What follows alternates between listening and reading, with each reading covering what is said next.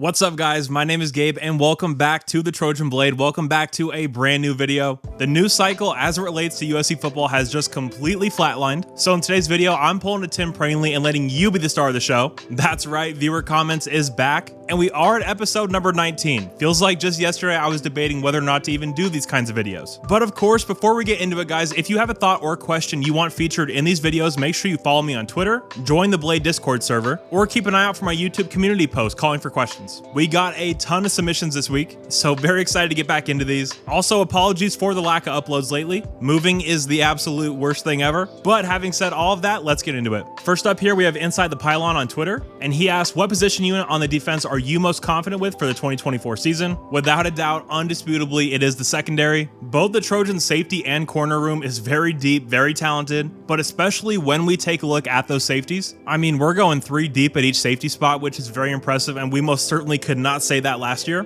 So in general, I would say the secondary, but specifically, I would say the safeties. Next up, we have Serb over on the Discord who says, what is your favorite road game for this season that is not Michigan? So had you not put the Michigan thing in there, that would obviously be the choice. But looking at what USC's road games are this year, LSU's in Vegas, but that's a neutral site, so not really a road game. But then SC does go to Minnesota. We also go to Maryland, Washington, and UCLA. So obviously not UCLA. No one likes playing in that shitty stadium. I'm actually going to go with Maryland here. It's something new. It's something we haven't seen. It's a stadium I really want to go to. And I just have a feeling that that's going to be a very strange game. No idea what to expect from Maryland or that atmosphere or that team in general. But yeah, if I had to pick one, that would be it. All right, next up, we have Pick6368 on YouTube who asked, do you think Julian Lewis is going to stay committed after he's continued to visit other campuses? So this is an interesting one. I would be lying to you if I said I was 100% confident. A lot of people in the know think Auburn is the move for Julian. And look, what I will say is that a lot of this is media driven. The media wants Julian to flip. It's good for clicks. It takes down USC. It does everything they want to happen. But usually when you have a franchise quarterback like this in a recruiting class, as soon as he commits, he shuts down that recruitment. He isn't out there taking visit after visit, leaving comments on other recruits' Instagram pages, talking about go Buffs and stuff like that. So yeah, traditionally, this is not how you want your 5-star quarterback to be going about things when he's committed in your recruiting class. So if I had to say at the moment, I don't think he's going to stay committed.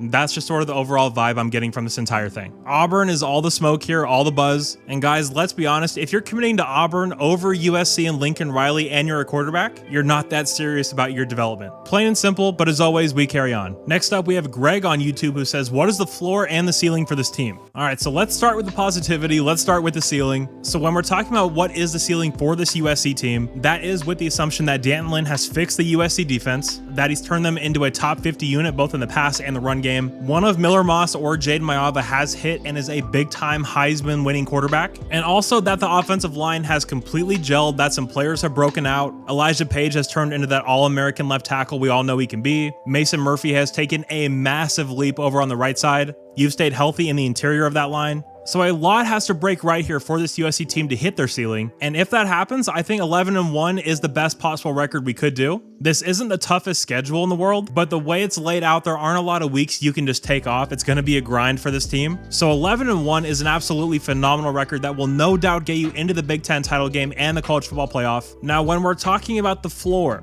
and we look at what could go wrong with this USC team, obviously it's just the flip side of what we just talked about. One of Miller Moss or Jaden Maiava is not the guy. The offensive line stayed the same as last year, or maybe even took a step back. Maybe some of the young wideouts didn't pop the way we think they would, and that the concerns about Lincoln Riley and his overall approach to the defense have turned out to be valid, and that it doesn't matter if you bring in a good defensive staff. If the defense is bad again this year, then I think we all know what the problem is. So if everything goes wrong for this USC team, I still think at worst we're looking at 8-4. You could talk me into 7-5, but I'm feeling 8-4 at this moment. Of course, as is usually the case, I think our actual record is going to be somewhere in the middle of those two. Either a 10-2 or 9-3 feels the most likely to me. All right, and next up, and I know you guys have been wanting this one for a while, but let's meet the Bozo OU fan of the week.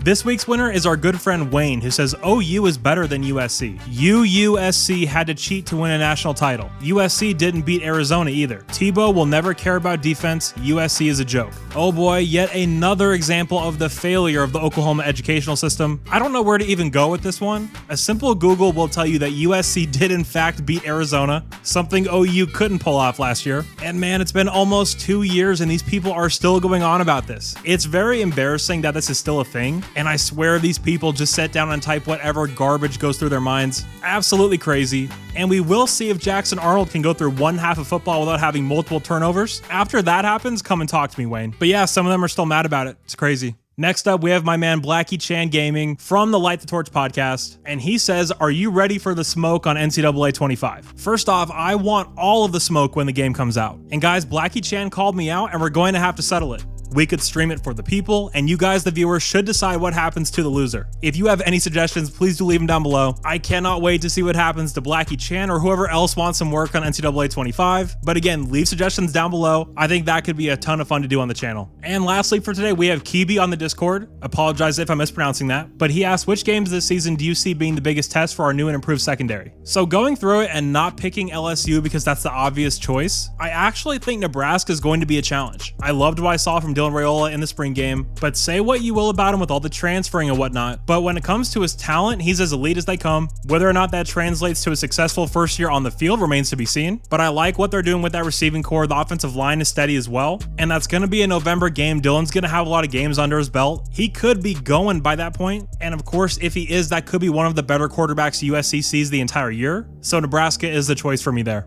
But guys, that will do it for volume number 19 of the viewer comment series. Always a blast to do these. Again, if you do have a comment or question you want featured on these videos, follow me on Twitter, keep an eye out for my YouTube community posts, or join the Blade Discord server that I do have linked in the description. There is a whole separate channel for questions on that server, so make sure you do that. If you guys did happen to enjoy this video, please do leave a like and subscribe to the channel if you haven't already. Thank you guys so much for all your continued support. You're all awesome, and as always, take care and fight on.